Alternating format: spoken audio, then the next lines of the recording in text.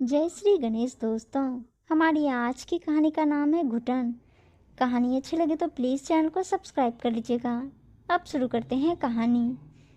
दीदी क्या बात है, आजकल आपने मायके आना छोड़ ही दिया है। इस बार गर्मियों की छुट्टी पर भी आप हमसे मिलने नहीं आई। नहीं नहीं भाभी, ऐसी कोई बात नहीं है। वह तो बस मैं इन दिनों थोड़ा व्यस्त रहने लगी हूँ। मोनू को भी मैंने इस गर्मी की छुट्टियों में एक्स्ट्रा क्लास ज्वाइन करवा दी थी।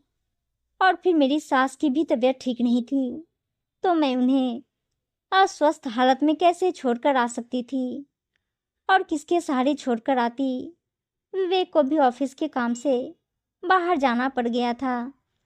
ऐसे में मेरी सासू माँ कैसे अकेले रहती, कैसे उनका मन लगता और कौन उनकी देखभाल करता। तुम तो जानती हो भाभी, विवेक इस घर के इकलौते बेटे हैं, इसलिए उनकी पत्नी होने के नाते यह तो मेरा फर्ज बनता है। बस और कोई बात नहीं है भाभी, वरना मैं जरूर आती। कहकर अंकिता ने फोन रख दिया और सोचने लगी, जिस आंगन में खेलकर मैं बड़ी हुई, माँ बाबूजी, भाई रितेश के साथ इतनी यादें जुड़ी हुई है, उसे मैं कैसे भूल सकती हूँ। अपने मायके जाना किसे अच्छा नहीं लगता। मुझे इस तरह मौन देखकर विवेक मुझसे पूछ बैठे, क्या बात है अंकिता, जब से तुमने अपनी भाभी से बात की है तब से बहुत उदास देख रहा हूँ। विवेक की बात सुनकर मैं शांत मन से बोल उठी। विवेक सालू भाभी से बात करते हुए मुझे वहाँ की बातें याद आने लगी, तो मैं थोड़ी मौन हो गई, बस और कुछ नहीं। कहकर मैं रसोई की ओर चल पड़ी। मैंने कहने को विवेक को तो कह दिया, मगर बात यहीं ख़त्म नहीं हुई थी।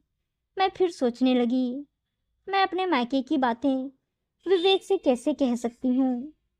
विवेक के मन में फिर मेरी भाभी के प्रति कोई सम्मान नहीं रह जाएगा। वैसे सालू भी बुरी नहीं है, मगर जब भी मैं अपने मायके जाती हूँ तो एक दो दिन तो सब ठीक चलता है, मगर फिर सालू माँ के बारे में मुझे कुछ ना कुछ कहती ही रहती है। और तो और उस बीच में कोई पड़ोसी परिचित आकर बैठ जाए तो वो इस बात को और भी बढ़ा चढ़ाकर कहने लग जाती है। मुझ तक तो फिर भी ठीक था, मगर कम से कम पड़ोसी के सामने तो अपने घर के राज नहीं खोलने चाहिए, क्योंकि मुझे लगता है जब तक कोई बात कहनी जरूरी ना हो, घर के राज घर में ही रहने देना चाहिए। मगर सालू ऐसा नहीं करती है।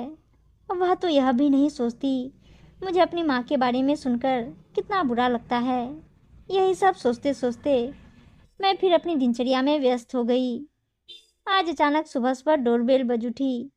मैंने जैसे ही दरवाज़ा खोला, भाई रितेश और भाभी सालू को देखकर मैं खुश होने के साथ साथ चहक कर बोल उठी, अरे वाह, आज इस तरह अचानक सुबह सुबह आकर तुम दोनों ने तो मेरा दिल खुश कर दिया। आते कैसे नहीं दीदी, आपने जो आना छोड़ दिया है। कहते हुए रितेश और सालू मेरे कदमों में झुक गए। मैं भी उन दोनों को ढेरों आशीर्वाद देते हुए कहने लगी, अरे ऐसी कोई बात नहीं है, मैं इन दिनों में कुछ ज़्यादा ही व्यस्त थी।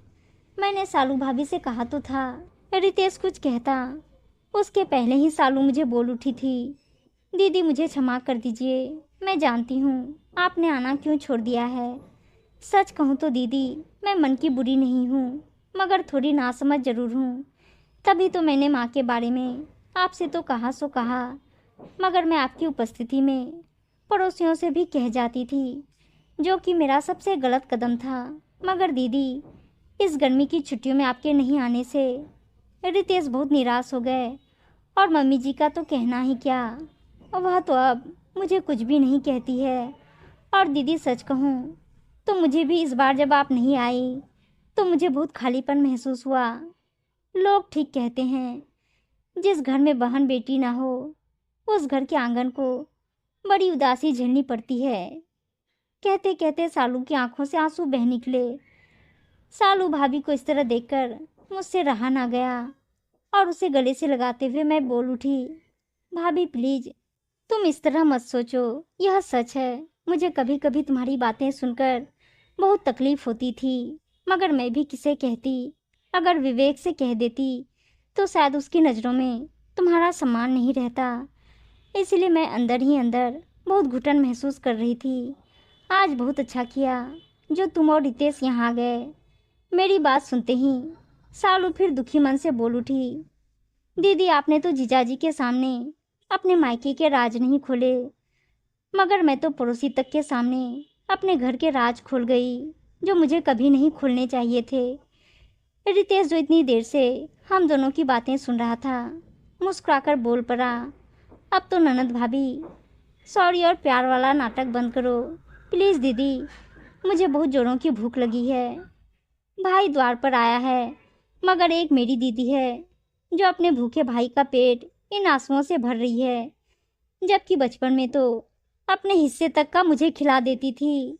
रितेश की बात सुनकर मैं हंस पड़ी और कहने लगी, अरे भाई आज भी वही होगा, क्योंकि तुम्हारे जीजाजी नाश्ता करके आज जरा जल्दी ही ऑफिस जा चुके हैं और तुम लोगों ने मुझे पहले कोई खबर नहीं दी, तो आज भी तुम्हें मैं अपने हिस्से का ही खिलाऊंगी, क्योंकि तुम्हें बड़ी भूख लगी हुई है।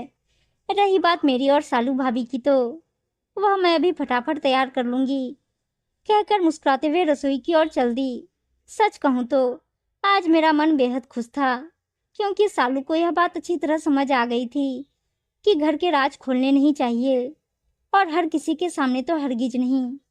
उम्मीद है दोस्तों कहानी अच्छी लगी होगी, और अच्छी अच्छी कहानियाँ सुनने के लिए चैनल को सब्सक्राइब और वीडियो को लाइक से जरूर कर दीजिएगा। धन्यवाद दोस्तों।